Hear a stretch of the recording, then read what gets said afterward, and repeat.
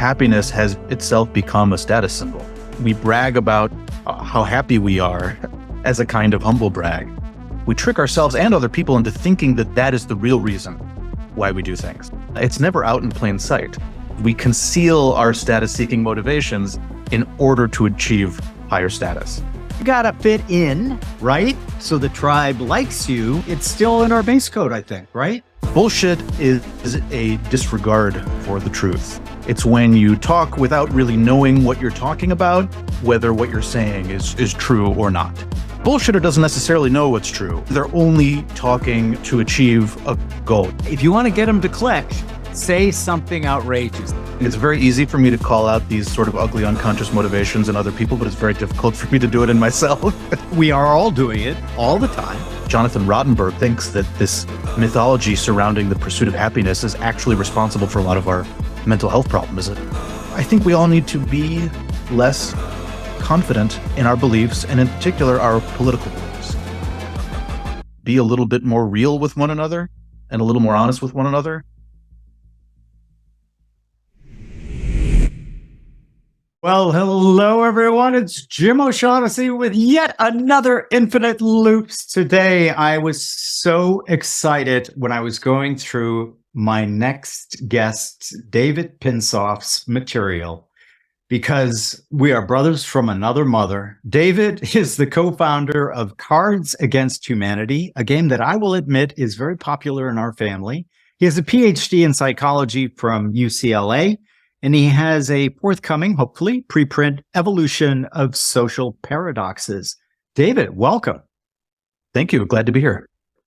So the reason I say we're brothers from another mother is we both love the idea that we are surrounded by, and many people are drowning in, bullshit. And we look at that term maybe a little differently than, like, when somebody says, "Oh, that's bullshit." I don't think they mean the same thing that you and I mean when we are talking about that. Could you explain a little? Yes. So I am using bullshit in the same sense that the philosopher Harry Frankfurt uses it in his classic book on bullshit, which is a very lengthy philosophical treatise on what it means to bullshit and how that is different from lying. And the way he thinks of it is that bullshit is a disregard for the truth. It's when you talk without really knowing what you're talking about, or without really caring whether what you're saying is true or not. Bullshit is different from lying because a liar really knows they're lying. They know what the truth is and they're deliberately misrepresenting it. But a bullshitter doesn't necessarily know what's true or care what's true.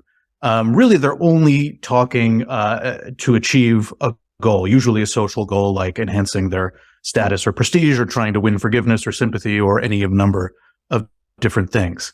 And the key is that the goal is orthogonal to accuracy, that they're going to say whatever they need to say to get what they want, regardless of whether it's true or not. So a bullshitter could be telling the truth. And in fact, sometimes bullshitters do tell the truth. But whenever they do tell the truth, it's always by accident. It's never on purpose. It's never the goal of the communication, if that makes sense. It makes total sense to me. And I love his book, Henry Frankfurt. I still remember the first time I saw it on the shelf. I'm like, oh, I've got to buy this immediately. And then, of course, I loved it. One of the things that you tie into it, and I think is absolutely true, is most of this stuff, most bullshitting, is done for people seeking status, seeking to convince somebody of something. Therefore, Edward Bernays, our good old friend who wrote propaganda and rebranded propaganda as public relations. That guy, what a fucker he was, but he definitely did achieve quite a bit. Obviously, the entire category of politics would probably end up in bullshit land. Absolutely. And any kind of thing where you're trying to convince, persuade, and or in some manner kind of demonstrate, oh, I am so vastly superior to you. I go a little deeper, because I think this is a distinction a lot of people aren't like cognizant of, and that is bullshitters are not liars. There is a big difference. Like we react really, really strongly and badly when we know that somebody is intentionally lying to us. Whereas Yes. we kind of have a ruffle the head of the, oh God, you're such a great bullshitter. Yes, exactly. No, there are very strong moral norms against lying. If you are known as a liar, your reputation is really quite destroyed. But if you are known as a bullshitter, it doesn't really destroy your reputation in the same way. And it kind of makes sense because a liar is someone you can't really trust. But a bullshitter, maybe you could trust them because maybe they'll bullshit on your behalf. If you're friends with them, maybe they'll bullshit to make you look good. Maybe when they're talking about you to their friends, that they want to convince them that you're really something special, and they'll bullshit in your interests. Or maybe they'll bullshit in a way that's favorable to you, that makes you feel good about yourself. Maybe they'll flatter you, or tell you comforting stories, regardless of whether they're true or not, or maybe they'll just tell you what you want to hear. And we want to be around people who tell us what we want to hear. So I think that's part of the reason why there are these strong norms against lying, but not against bullshitting. And I think the other part of the reason why we have norms against lying, but not against bullshitting, is because it's much harder to detect bullshit than it is to detect lying. When you lie, the truth is pretty easy to see, and it's pretty easy to see that you knew what it was and you could have told it and you didn't. When you bullshit, you're ignorant of so many things, and it's hard to prove that you actually knew what you were saying was false. So I think the case for establishing whether someone was bullshitting is much more difficult to make. So I think that might also be part of the reason why bullshitting is less frowned upon. But yeah, it's an interesting question. I'm not 100% sure why the difference is there, but those are some speculations.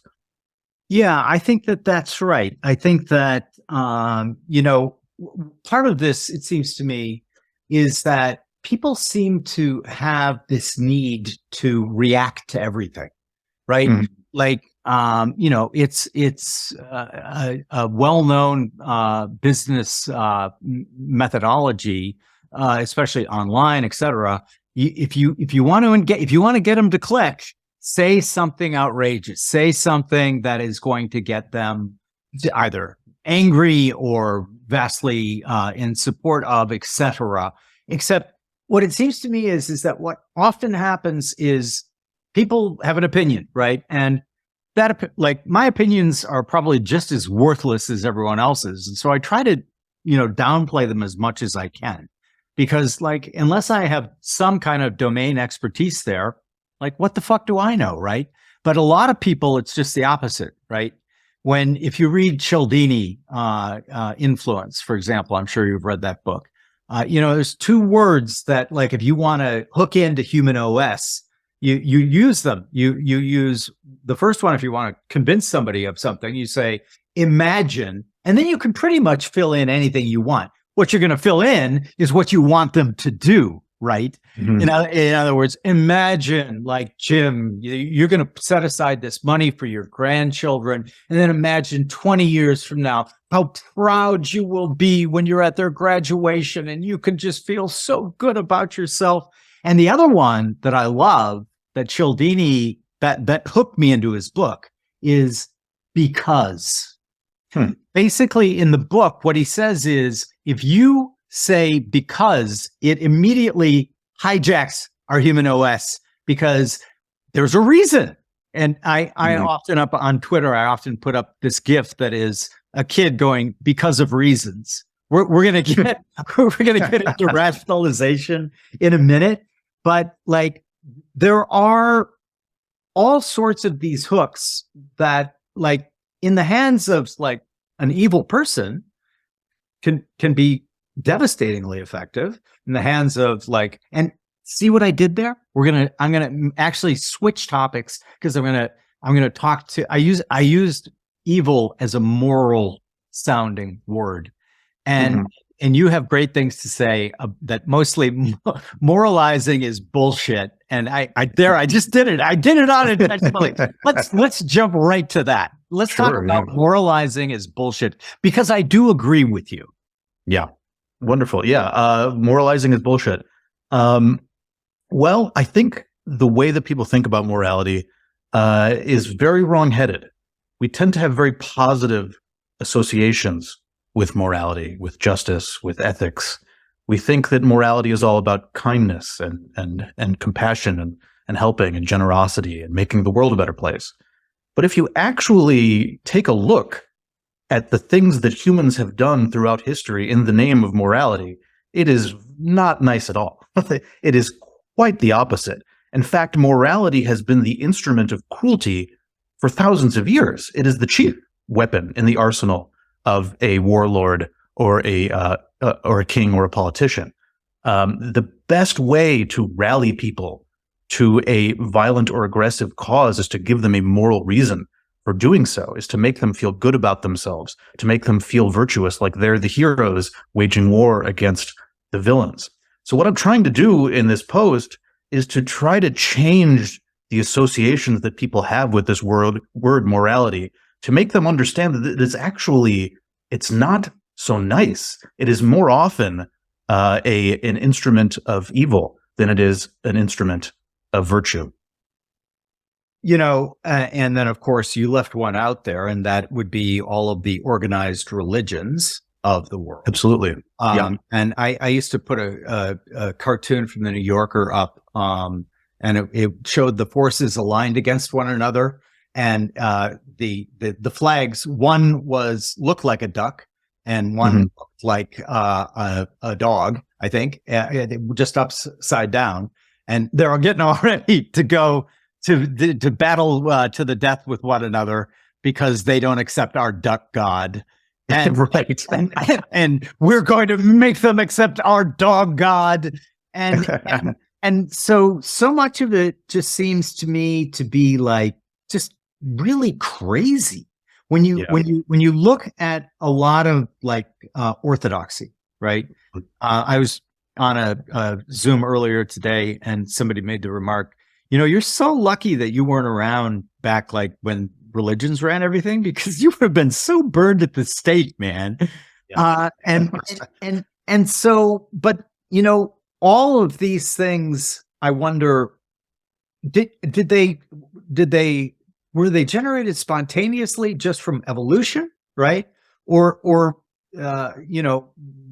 people seeking a truth in quotes, and then once they find that little truth, they put everything they got into it. They believe it. They align with other people. You see it in social media all the time. Us versus them.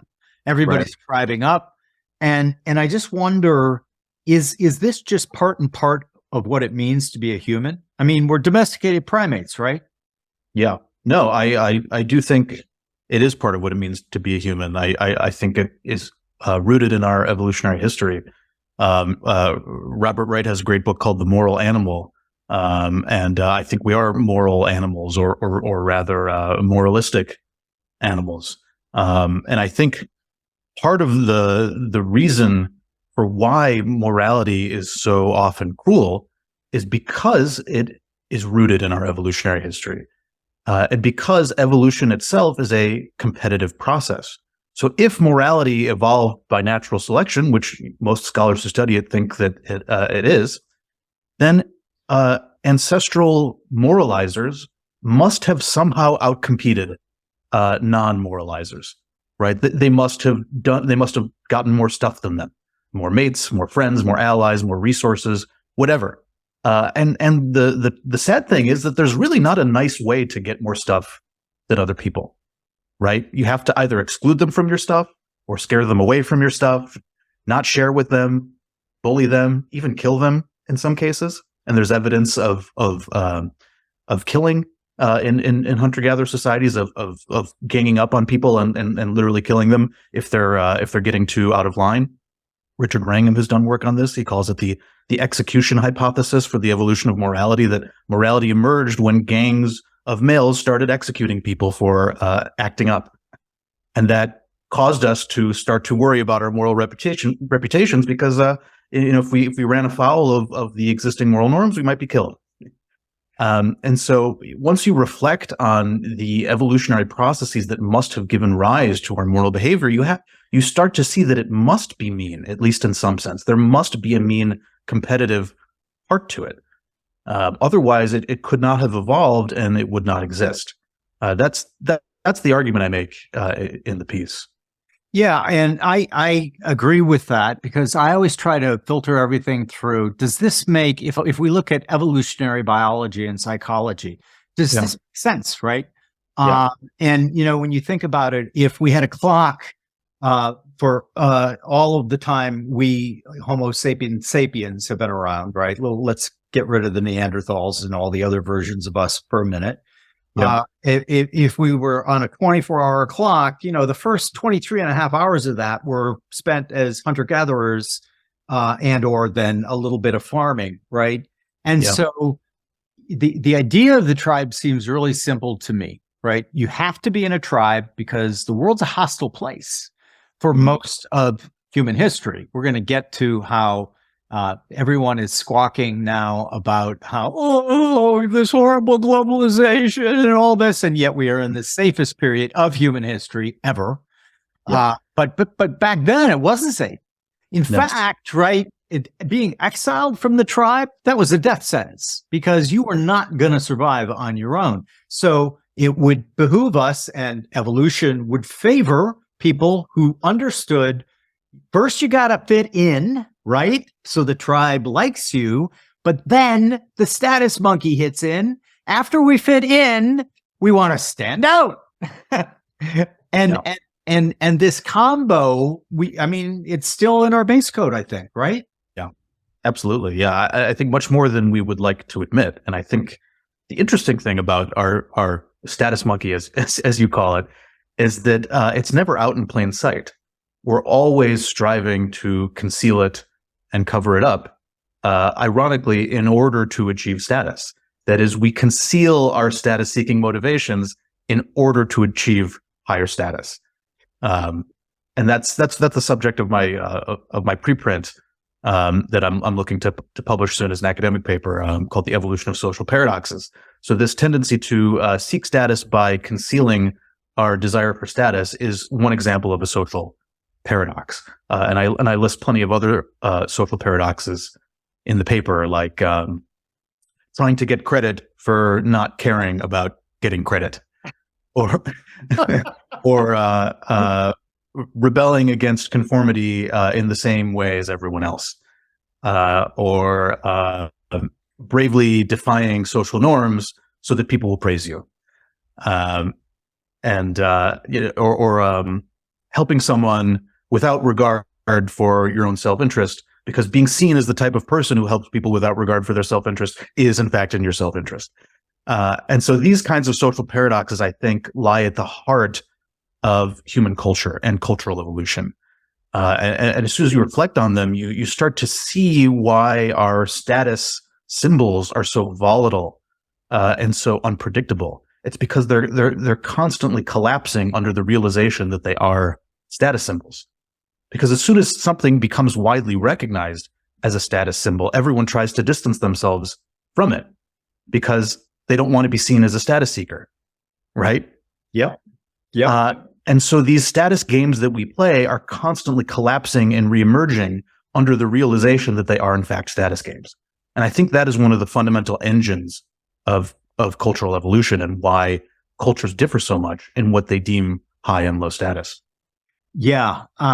Treasure trove of questions there. My friend Rob Henderson, who just got his PhD in psychology from Cambridge, or Oxbridge, he was the one who finally convinced me that I, in fact, was signaling all of the time. And I was like, no. And then I had Will Storr on to talk about his book, The Status Game. And I'm like, I'm truly and deeply fucked here. Because you come to the realization that, we are all doing it all the time. Rob had a really interesting thing when he was doing his study of it. And we all know Bibelin goods, and we all know the old style way of showing status, which was to have a fancy car, to have really fancy clothes, and then everybody could have fancy cars and clothes. And so we had to start signaling through, as Rob calls them, luxury beliefs. and he thinks he's got a bone to pick with luxury beliefs because he thinks most of them are really, really bad for society. And he also goes on to point out that people who are the most prone to, signal these luxury beliefs, signal them, but don't walk the walk, right? They talk the talk, but they don't walk the walk. In other words, one of his big ones is marriage, two family or two parent households. He's like, all of these people are saying, no, it's fine to have babies without both parents present. And he goes, then you look at the statistics and like all of them are in two parent households. So that can lead to a real big disconnect. I wonder, Cards Against Humanity. The thing I think that's great about that is you did it as a joke, right? Not quite a joke. I guess you could sort of call it that. It was mostly just we were bored and we wanted. So I made the game with my friends from high school, and we made it while we were in college, just as an activity to do for a New Year's party. Yeah. Because we liked making games with one another. One of our favorite things to do was putting dirty words in Mad Libs. That was like our favorite activity, and so we decided to just make a game out of that and play it at New Year's. And we had no intentions of turning it into a business. It was just something we did for fun to play amongst ourselves. And then it kind of weirdly went viral and took off. In the face of all of our expectations. See, the thing that I find interesting about that is, I think that, for example, envy is probably responsible for a lot more behavior than greed, in my opinion. Yeah, because it fits right back into that pecking order, right? And by the way, do you know where the term pecking order comes from? Hens pecking each other, is that it? Yeah, exactly. I always kind of thought I knew that, but then I actually read a piece about it in a book by Howard Bloom, where this guy he's curious about the hens. He notices he goes home from college and to his parents' farm, and he noticed the chicken coop there, and he's watching the chickens, and he notices that the hens always eat in the same order, and he's like, "That's weird." And so he says, they must have some kind of hierarchy. How could I see if they have a hierarchy or not? So he goes to the neighbor, can I borrow one of your hens? So a new hen. And he took the new hen, tossed it in to his parents' chicken coop, and the fur or feathers flew, right? In other words, a new person or new bird introduced. The fighting ensues, pecking, right? And what he found, and of course, he kept meticulous notes. I love researchers. He kept very meticulous notes, and he noted that the alpha hen was the least wounded of the hens in the fight, the melee that ensued after introducing the new character. The bottom hen often was dead because she was pecked to death. And then the pecking order was established, and then harmony reigned yet again. And then you read about other things like when chimps, when a chimp challenges the alpha and wins. This blew my mind when I read it. They physiologically change. They stand more erect. Their balls drop. I'm reading this stuff and I'm going, my God, like I can't believe it. And so, in a less obvious way, the same sort of thing happens with we humans, right? As Robert Anton Wilson calls us, domesticated primates. And there's another great example, right? Of you did it for fun, and I was thinking of the Discordian religion. All hail Eris. Discordia was the god of chaos for the Romans, and it was called Eris by the Greeks. And so he and a buddy of his, Kerry Thornley, thought, let's have some fun. Let's start a religion. And they called it Discordianism, and it was entirely a gag. And now Discordianism actually has many, many adherents. Wow. The point being, Cards Against Humanity, pecking orders, all of these things, this done as a lark. we used to keep a portfolio at my old firm that we called the Eat, Drink, and Be Merry for Tomorrow You Die. And it was filled with pharmaceutical makers, alcohol makers, all of the, vice stuff. Well, Yeah. see, I don't even have to tell you how well that portfolio did. So it seems to me that like there is a strong part of us that wants to deny that like we're interested in all this stuff. But all of a sudden, when you look at the numbers of that portfolio, when you look at how well Cards Against Humanity did, what are we ostensibly missing? What are we missing in what way? I'm kind of, I want to dig deeper into what you're in like, you did it as a joke. We kept that portfolio as a joke. Did we do that because we knew kind of what the results were going to be, that people are really drawn to those sort of the 7 deadly sins, so to speak, if we're back to morals? So is the question that did we somehow know in the back of our minds, perhaps unconsciously, that we were making something that would increase our status in some way or become successful? Is that sort of the question? Yeah, let's take it that way. Maybe. It's interesting. It's very easy for me to call out these sort of ugly unconscious motivations in other people, but it's very difficult for me to do it in myself. Right. So I have this instinct to deny and say, no, we had this pure joy of just having fun with our friends, and it has nothing to do with impressing people and making money and gaining status. But if I'm being honest with myself, it makes sense that there probably was that element, as there is in most human behavior. I think once we all realize that and try to bring it to the surface, I think we'll be able to be a little bit more real with one another and a little more honest with one another if we're just honest about our actual unflattering motivations. Because I think the biggest source of human bullshit is the unwillingness to disclose honestly unflattering truths about oneself and one's desires.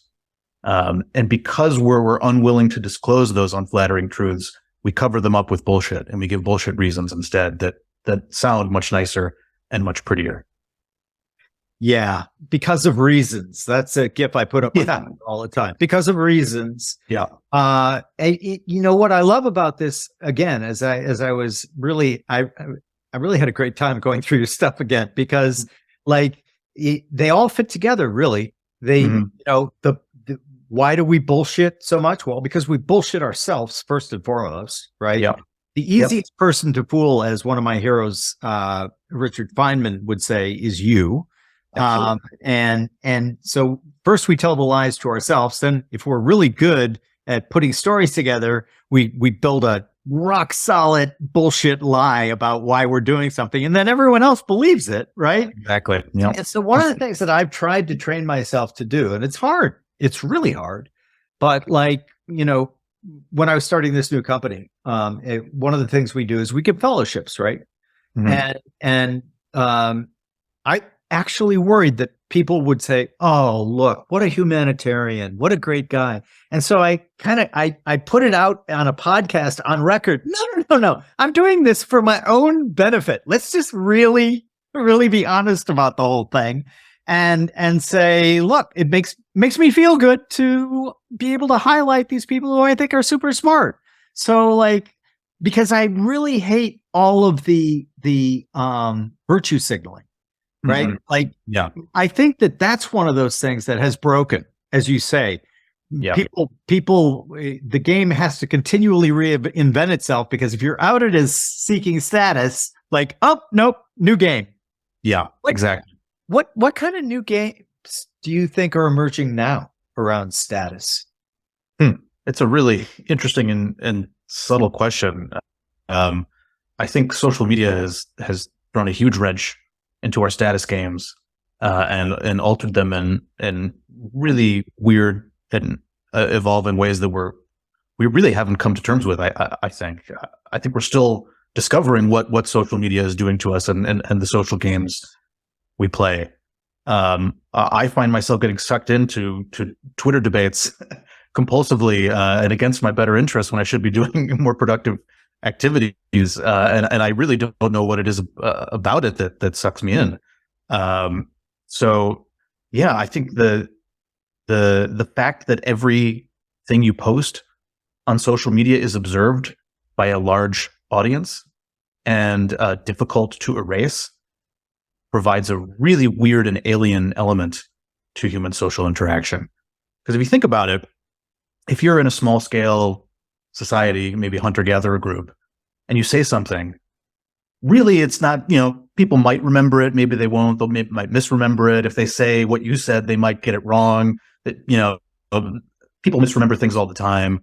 And if you say something, maybe one or two people hear it, but the whole tribe isn't going to hear it, right? But social media is really different.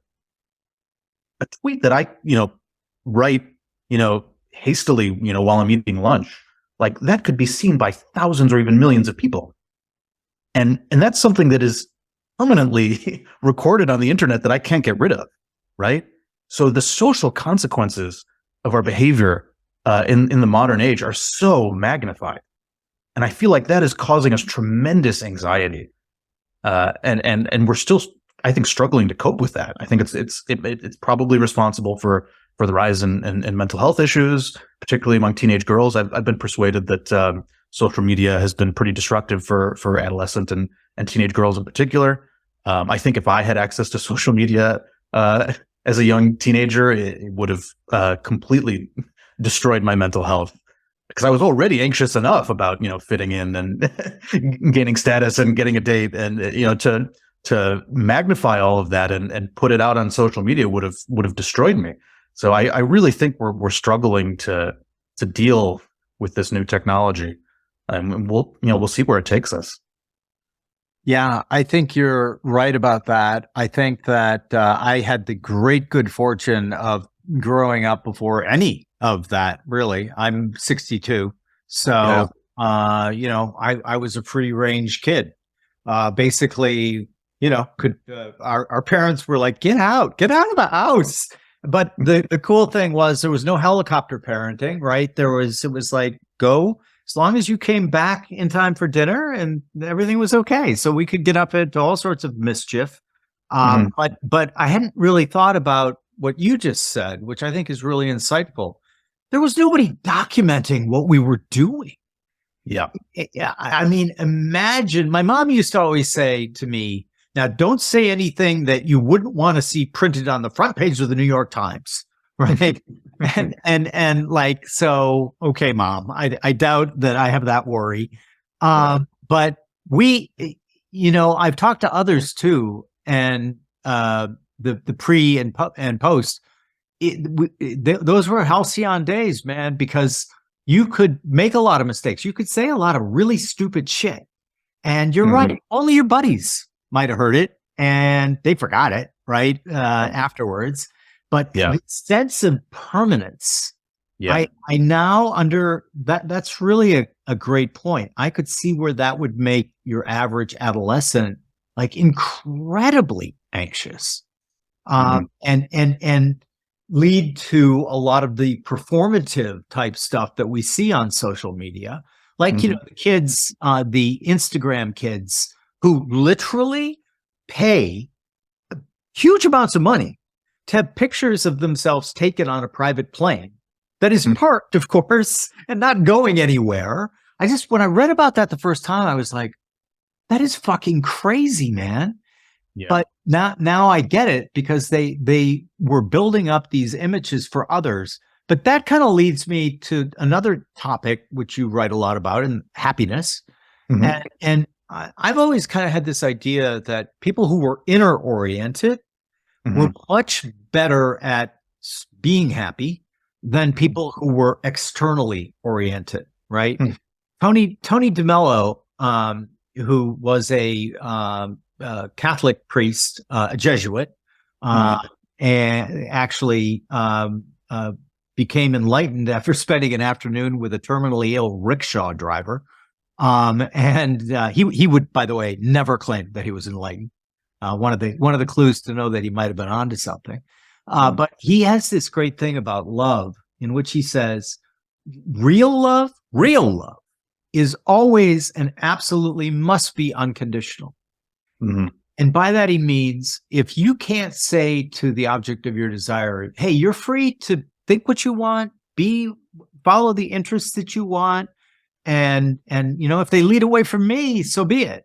Right. He said, if you can't honestly say that, then you're just a manipulative quid pro quo. I'll love you if. And that kind of leads me to the I'll be happy if. I think that's bullshit. And I know you do too. Elaborate a little bit on that. Sure. Yeah. I mean, it's a really alluring story we like to tell ourselves that as soon as I get this promotion or this car or this house or whatever, then I'll finally be happy. As soon as I get this many Twitter followers or Instagram followers, then I'll be happy. As soon as my Substack becomes successful, then I'll finally be happy and I can stop striving. And we tell ourselves this for every goal we have. It's insane. And we believe it every time. It's really unbelievable that we're able to convince ourselves of it. Robert Wright talks about this in his book, Why Buddhism is True, that he thinks that this feature is an adaptation, that it's designed to motivate us for a reward that never comes, so that we keep striving and doing the sorts of things that help us survive and reproduce. It's sort of like a carrot that evolution keeps dangling in front of us that we never quite get. And he thinks it's a design feature of human psychology. And maybe it is, but yeah, it's striking how deluded we are about our pursuit of happiness, and that we trick ourselves and other people into thinking that is the real reason why we do things. And this goes back to what I was saying earlier about how we don't like to reveal our unflattering motivations for status or virtue signaling or whatever. And I think one of the biggest ways that we cover up those unflattering reasons for our behavior is by covering them up with happiness, with saying that the real reason we're doing this is because it makes me happy, it's because it's rewarding, it's fulfilling, or because it's my way of seeking self-actualization, it's my way of self-care. It's me being authentic and expressing myself, right? These are all kinds of bullshit explanations we give for our behavior that sound really nice and pretty, but that conceal the more unflattering realities behind our behavior. And that's what I think happiness is all about. And that's why I call the post "Happiness is Bullshit," because I think this whole narrative that happiness is the purpose of life and the reason for everything we do is a bullshit story that we all tell ourselves for various unsavory reasons, I think. Yeah, I agree with you. And I've always thought that if anything is conditional, i.e. If then, you're on the wrong course, right? So as you put it, once my Substack becomes popular, then I'll be happy. If this girl or person loves me, then I'll be happy. Bullshit. Yeah. No, you won't. Yeah. And so the making things conditional, I think, is a big part of this happiness bullshit story. Yeah. And Darren Brown, the illusionist from the UK, he's also an incredibly erudite guy. I had no idea. And I read his book, Happiness. And one of the things that he tells is a story. It's not his story, but he tells it well. I can't remember the name of the guy who wrote it. But essentially, it's like, imagine you wake up and you're the only human left on the planet. Just you. And he goes, what are you going to do for the first couple of weeks? Well, maybe a lot of people are going to go live in Buckingham Palace or drive the Lambo or do all that kind of stuff. But what are you ultimately going to do? What you're ultimately going to do is wear clothes that are comfortable and easy to maintain. Live in a home that is comfortable and is easy to maintain and is accessible to the things you need in the world. In other words, and I won't build out the whole story, it goes on at great length, but the purpose of it is he's trying to demonstrate, look, man, a lot of the social status seeking things that you do is for other people. And this story illustrates that if you're all on your own, you're not going to do any of that shit. You're not going to care what kind of car you drive, what your clothes look like, none of that. And you're probably going to be like really happy or you're not like no, probably no one's going to be happy if they're the last human on Earth, right? But yeah, no, probably not. I like the metaphor because it does underline the point that much of what we do is seeking approval and or love and or any of these other good things from other people. So like I'm a huge fan of the Tao Te Ching and Lao Tzu, and he's got a piece in there that he goes like, knowing others, you could be learned, right? But knowing yourself is true intelligence.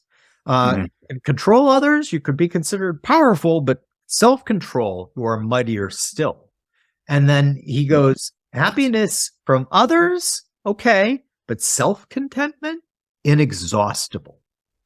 Why do you think, like, and especially in the West, why do you think that those kinds of ideas, and you referenced why Buddhism is true, similar kind of philosophy, if you will.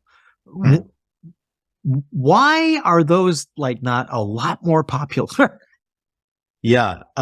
Well, the sad answer, I think, is that deep down, though we hate to admit it, I don't think we actually want happiness.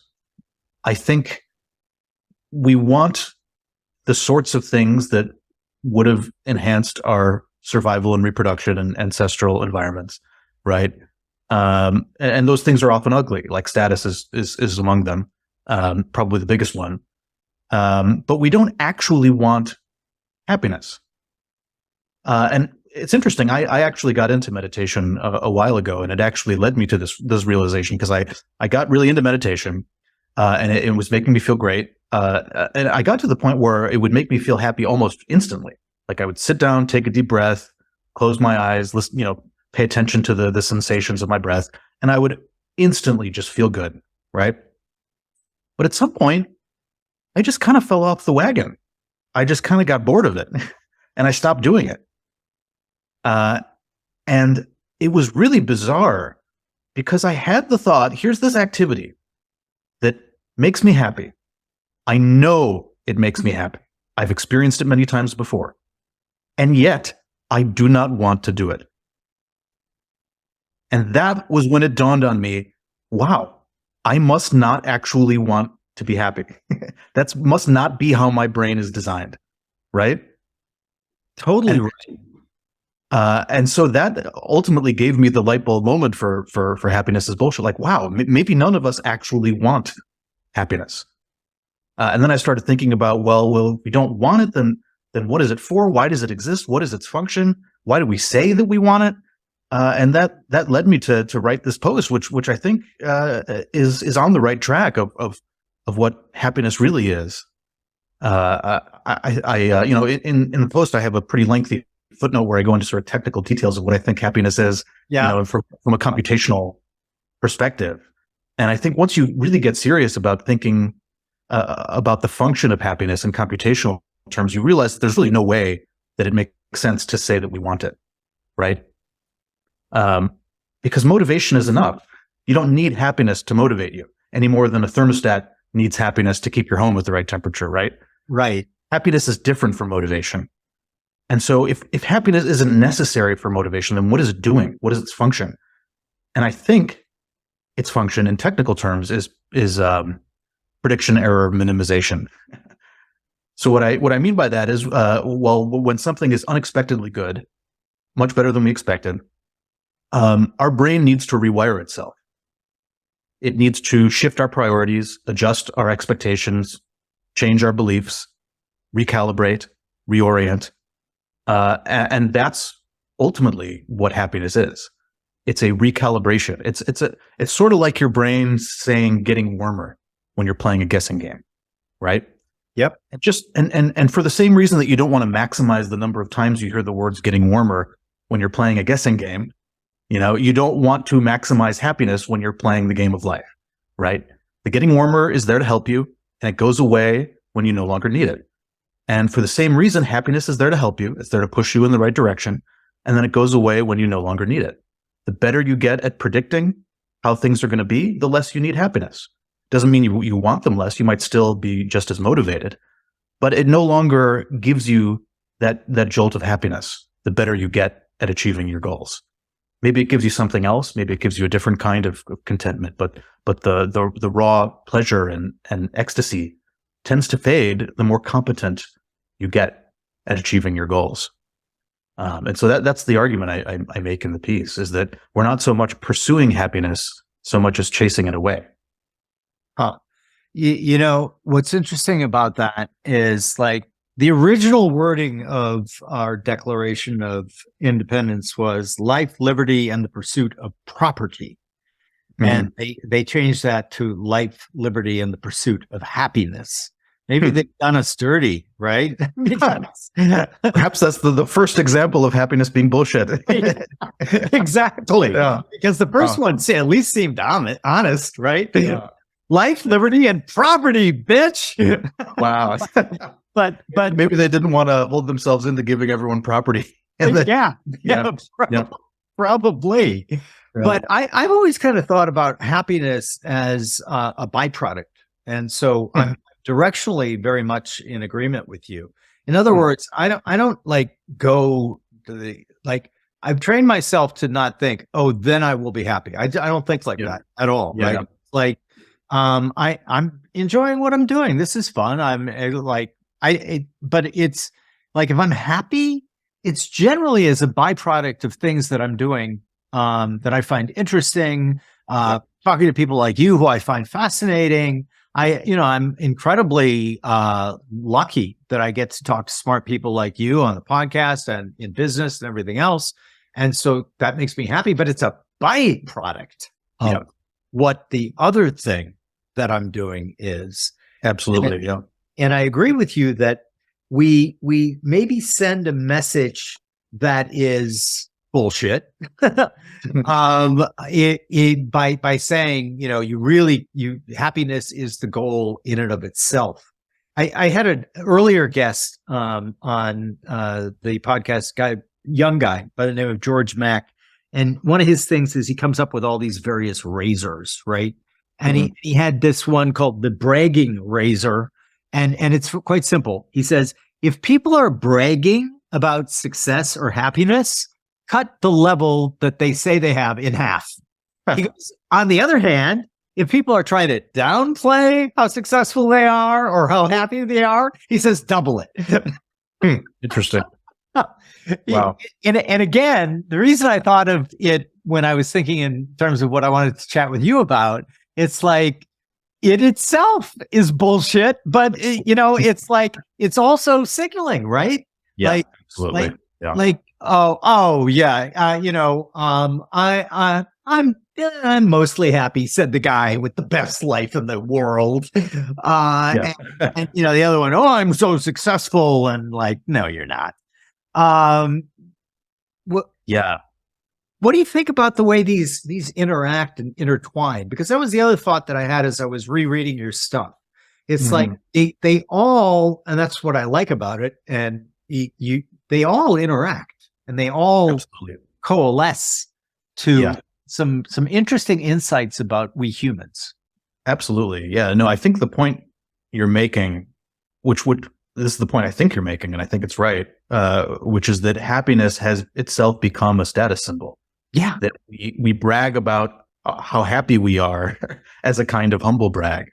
And when we feel happy, we see that as a sign that we're high status. And when other people claim to be happy or seem happy, we view them as high status, and we tend to reward them for that. And so status has become intertwined with happiness in a way that I think is really actually toxic. Devastating, in fact. So there's a psychologist by the name of Jonathan Rottenberg, who actually thinks that this mythology surrounding the pursuit of happiness is actually responsible for a lot of our mental health problems, and is actually responsible for the increase in depression. So if you think about it, if happiness gets tied up with status, then we start to want happiness as a means to getting status. So we're not wanting it as an end in itself. We're wanting it as a means to getting social approval and esteem. And once that happens, that's a really devastating and toxic mind loop. Because once you start wanting happiness, even if it's just as a means to getting status, you set yourself up for failure. because the best way to avoid happiness is to actually pursue it. Or put differently, happiness is impossible to directly pursue. Because if I'm right that what happiness is prediction error minimization, where it only arises when things are unexpectedly good, well, then it's impossible to pursue it, because happiness is by definition unexpected. You're happy when things are unexpectedly good, and you cannot pursue something if you don't know, how to predict it or anticipate it, right? Yep. You can only pursue something if you have expectations about where it's going to show up, right? Mm-hmm. And so if happiness is all about things being unexpectedly good, then you cannot by definition pursue it. And so if you try to pursue it, you're going to be beset with failure time and time again, and that's going to ironically make you miserable. Which is a paradox. And so your preprint is well named.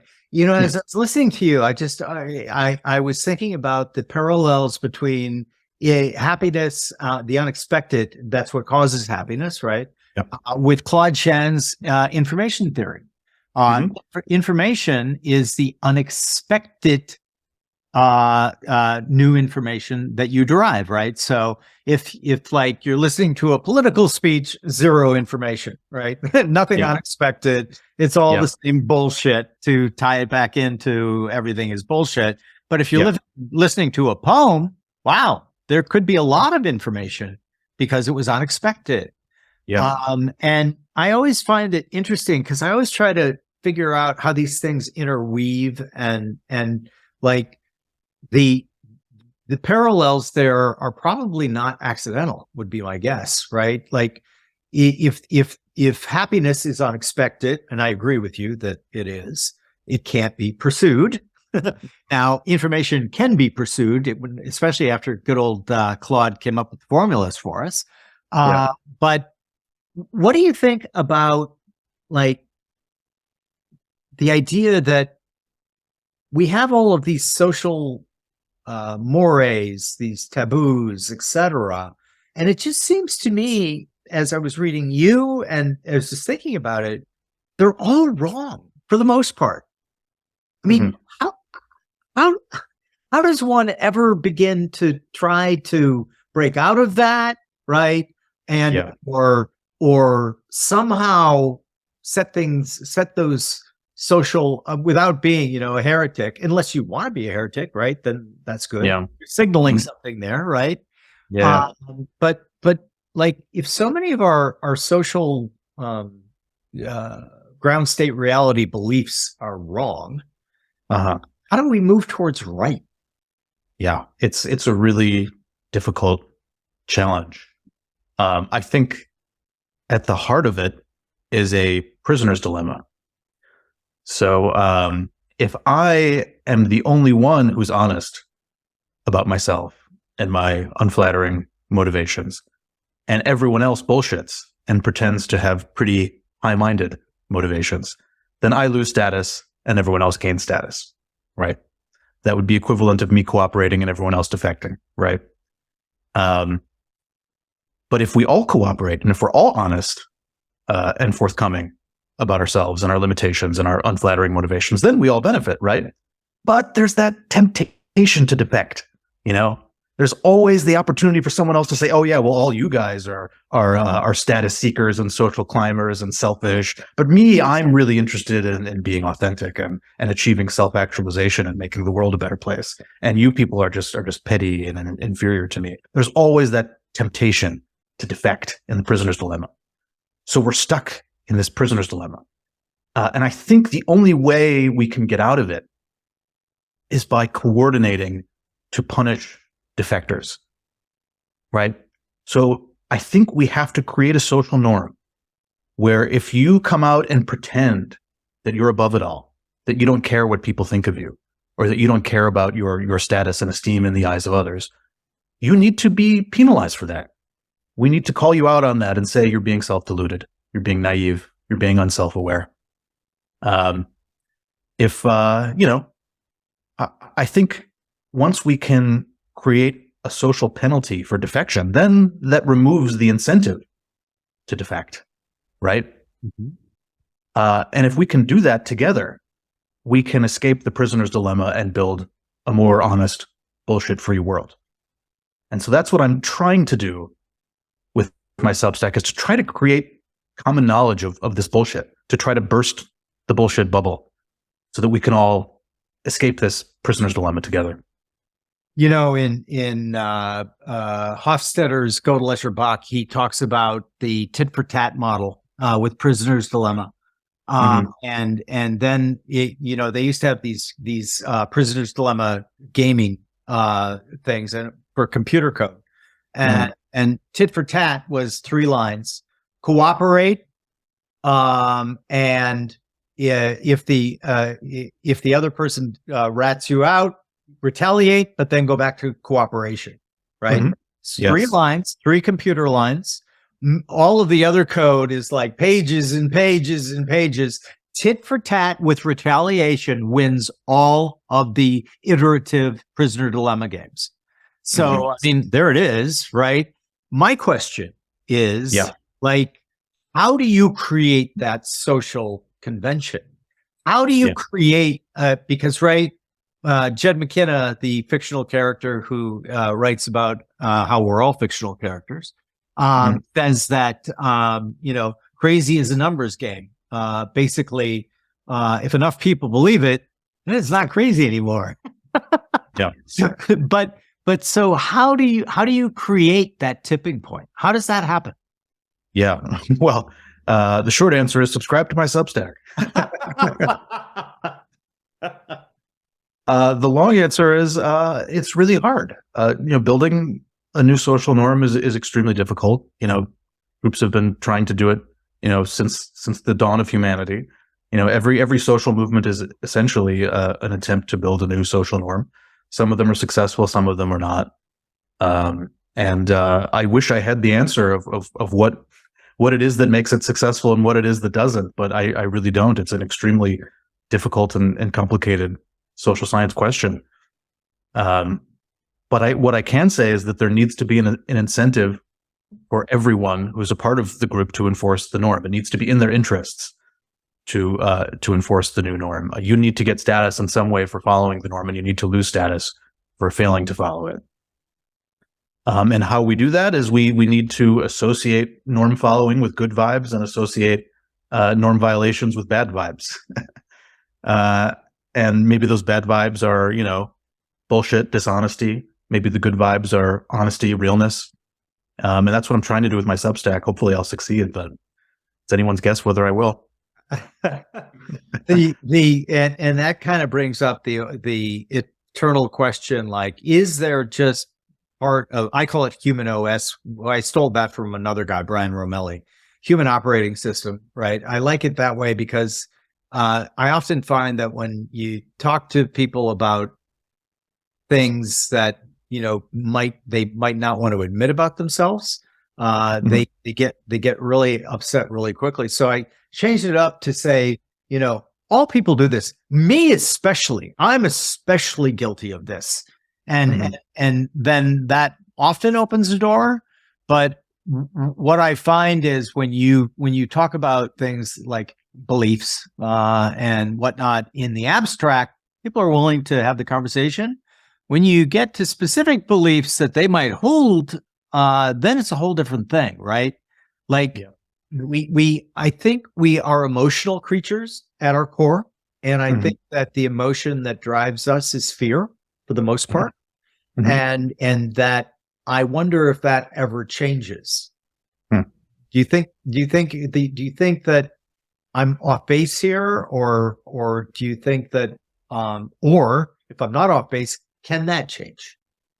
No, I think you're on base. I think especially you're on base if you construe fear in a more broad sense of negative emotions in general. I think we're way more driven by negative emotions than positive emotions.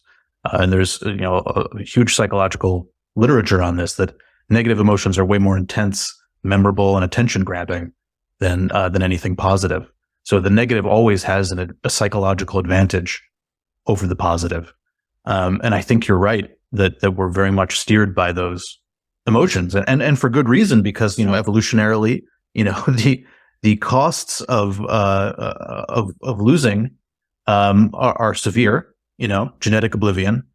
But the benefits, they often have diminishing returns. As long as you survive and you have a few kids, your genes are doing okay. But each additional kid is just kind of diminishing returns, right?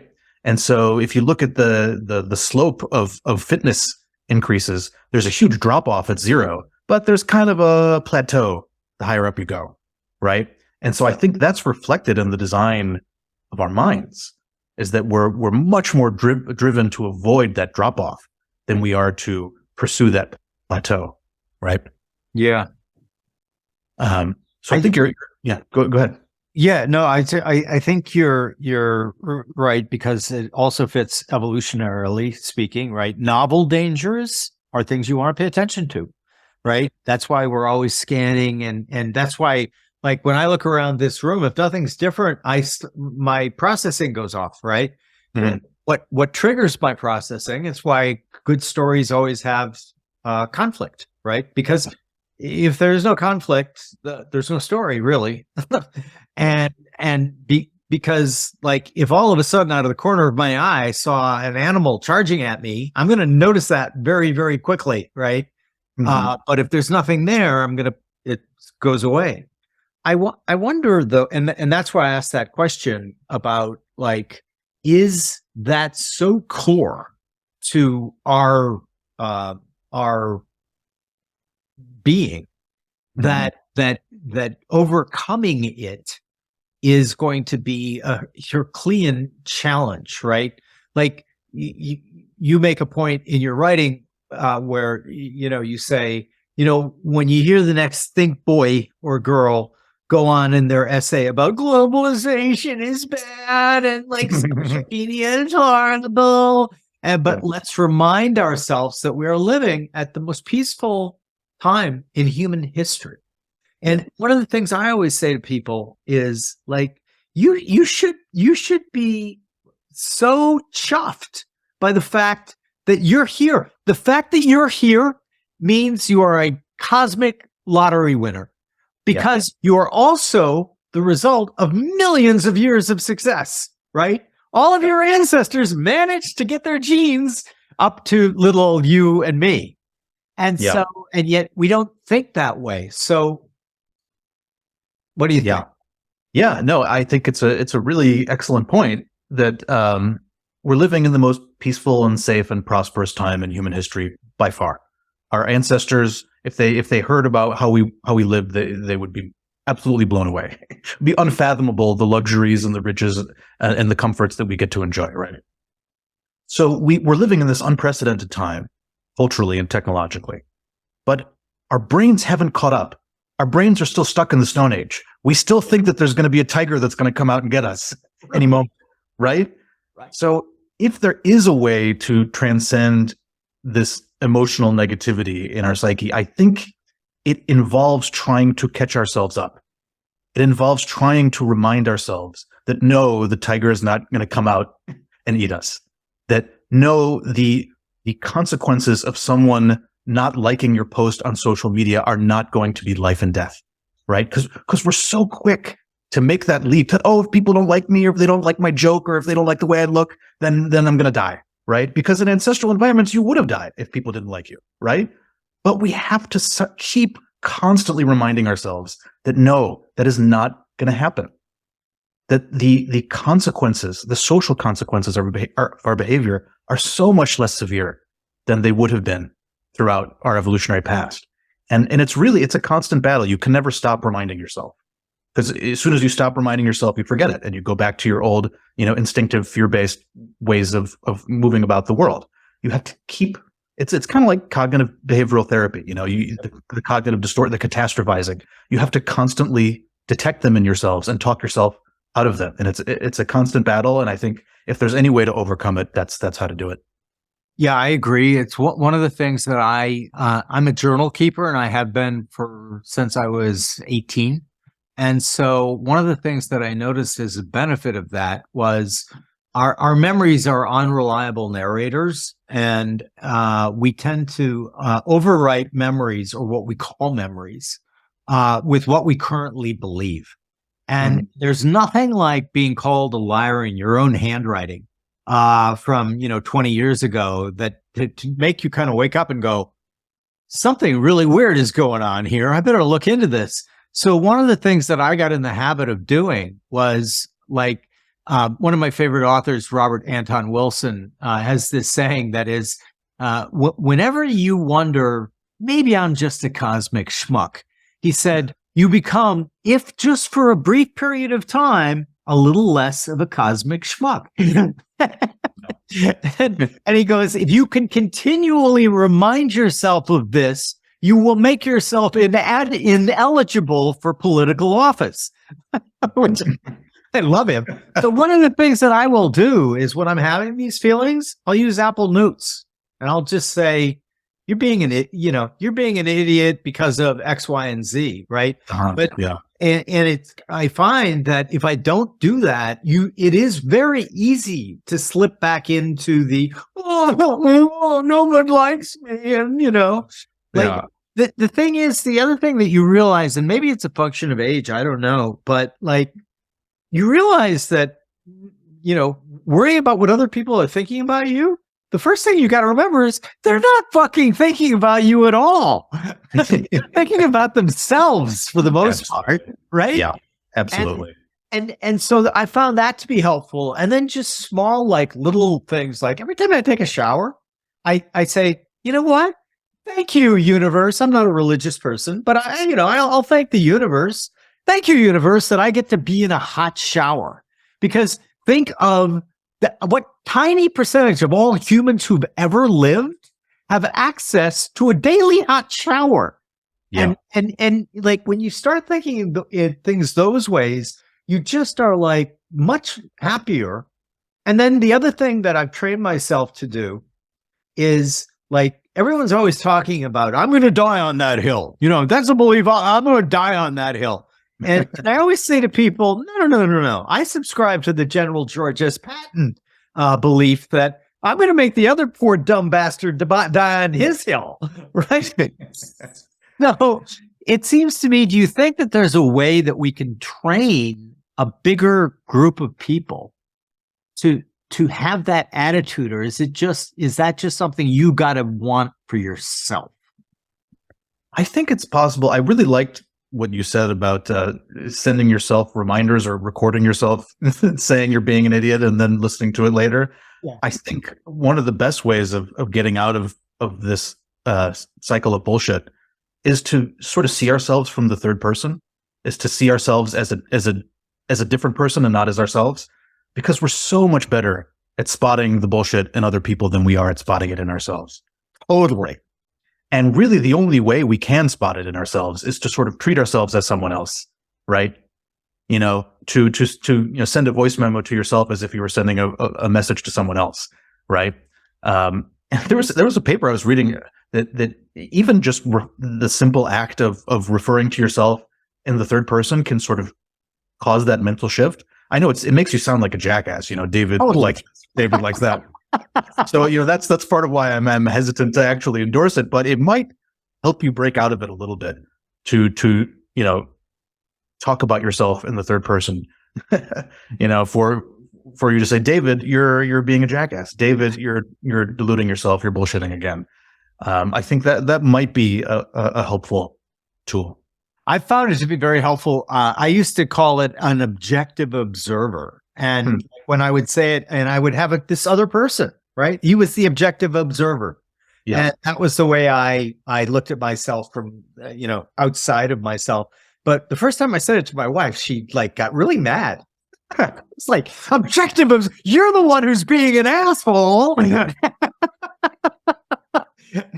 So it's interesting. It's something I think that we can do with ourselves, and it works pretty nicely. Yeah. Again, Tony DeMello, I think you might love his work because he had another thing, he would go up to people and say, hi, I'm an ass. Who are you? Because he would always be able to say to himself, if somebody said to him, Tony, you're such an asshole. And he would go, yeah, I told you I was. But I think that, these little tricks, if you want to get better at it, they help, right? Because they are they remind you that we really are much better at assessing other people than we are ourselves. We delude ourselves constantly. And, this bears itself out in the research, right? All the way, it's not a function of education. PhDs are just as guilty of this as people with no education. Absolutely. Like, you see it in, I saw a survey of professors of sociology who were asked, their colleague, Paul over there, do you think that he could be the head of the department? No fucking way. He's an idiot, right? Right. Then what do you think you could be the head of the department? Oh, absolutely. And Paul, of course, says the same thing about you, right? And of course. And so one of the things that I did find that I thought you'd be interested in is who are the people who are best at calling bullshit and seeing bullshit? Special forces, emergency room doctors, anyone, and traders. People who trade on Wall Street, right? Because in two cases, it's truly life and death, right? If you get it wrong and you're the ER doc, your patient dies. If you're a special force, you get it wrong, your colleagues, your brothers die. And if you're a trader, it's a fictional death, right? Yeah. Your money dies. And so one of the interesting things about that, though, that I've thought, and I don't have empirical evidence for this, so let's be careful. This is a hunch of mine, but the people that I've known in those capacities are all really funny. What do you think that humor has to do with this whole thing that we're talking about? Yeah. Oh, there's so much to say there. Where do I begin? Yeah, I think humor and calling out bullshit, I think they're almost interchangeable. I think for one, I think one of the only ways that we can call out bullshit in a way that is safe, in a way that isn't going to be too offensive and threatening to people, is to frame it in a humorous way, to couch it at a joke. The jester that pokes fun at the king in a humorous way and can couch some clever satire of the political regime in the comedy routine. And I think comedians have been doing that throughout the ages. Humor is a wonderful way of revealing otherwise threatening or unsettling truths in a way that's more palatable to hear. I think that's part of it. The other part of it is, I think what humor is ultimately the detection of a whoopsie, some kind of mistake that we're making, some kind of mix up. And the reason why we laugh is we want to all coordinate and get on the same page about what the whoopsie was. And the bigger the potential whoopsie, the bigger the laughter, because we all really need to make sure not to make that whoopsie, yeah, I'm not going to make that whoopsie. No. And so one of my favorite ways of coping with the horror of the human condition is to find a way to laugh at it, because it would otherwise just be so upsetting and disorienting and destabilizing. But I think the most helpful and psychologically healthy way of reflecting on all that's wrong with the world is to find a way to laugh at it, because at the end of the day, it is a kind of a whoopsie. It's a really, really, really big whoopsie, but it's a whoopsie. It's born of human folly and human self-delusion and human narcissism. And if we can recognize that, we can both detect the whoopsie and avoid it, and also not feel too upset by it. And so I think that's ultimately the marriage of comedy and misanthropy that I am trying to promote in my work, Everything Is Bullshit, and also at Cards Against Humanity. Yeah. And I think it was Billy Wilder who said, if you're going to tell the truth, you better be funny or they'll fucking kill you. Yeah. Love that. Yeah. Well, David, this has been fantastic. What's next after the preprint is out? What are you working on right now? Yeah, so I have another academic paper that's going to be published in Sociological Inquiry. It's my grand theory of political ideologies on why political ideologies are bullshit. Right now there's going to be some scholarly commentaries, and those commentaries are being submitted, and then I'm going to respond to the commentaries. So that'll be out this summer. And I'm also just plugging away at this Substack. Everything is Bullshit. Trying to poke holes in the bullshit stories we tell ourselves, hoping to gather an audience and start a movement for anti-bullshit. Hopefully that'll work out. It's been a fun intellectual outlet for me so far, and there's definitely no shortage of bullshit to poke holes in. So I feel like that'll probably keep me busy for a very long time. Your source material is inexhaustible. Absolutely. Well, you certainly have a big fan of your Substack in me and our team over here at Infinite Loops. At the end of each of our podcasts, we wave a magic wand and make you the emperor of the world, only for a day. You can't kill anybody. You can't put anyone in a re-education camp, but we are going to hand you a magical microphone, and you are going to speak 2 things into it that will, every 8 billion of the humans on the planet, whenever their next morning is, they're going to wake up, and whatever you, David, whispered in that, they're going to think that was their idea. And not only are they going to think it was a good idea, they're going to act on it. What 2 things are you going to incept in the world's population? What a wonderful question. Well, I'm very disposed to harken back to our earlier conversation about happiness, and incept them with the idea that they need to stop pursuing happiness and pursue the things that they really want, because the pursuit of happiness is the surest path to misery. That would probably be my first decree as emperor. My other decree is that I think we all need to be less confident in our beliefs, and in particular, our political beliefs.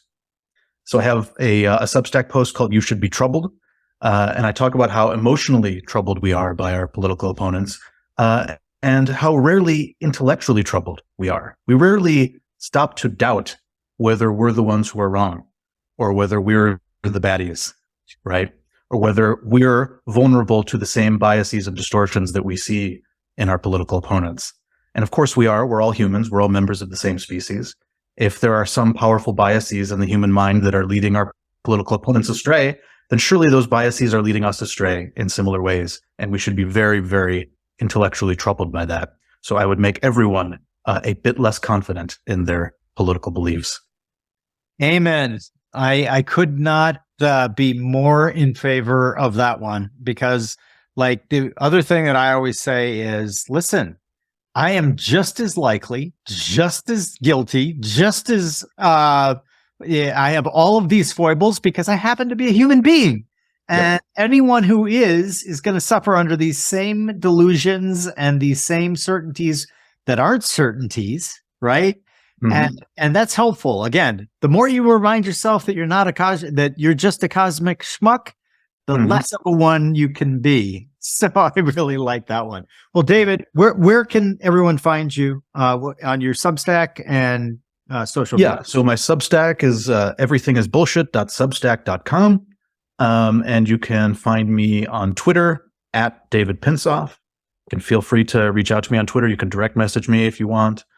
That's where you can find me. If you want to look at my academic work, you can check out ResearchGate, which is a repository for academic papers, and you can just search my name on that. Terrific. Well, this has been fun. Fine.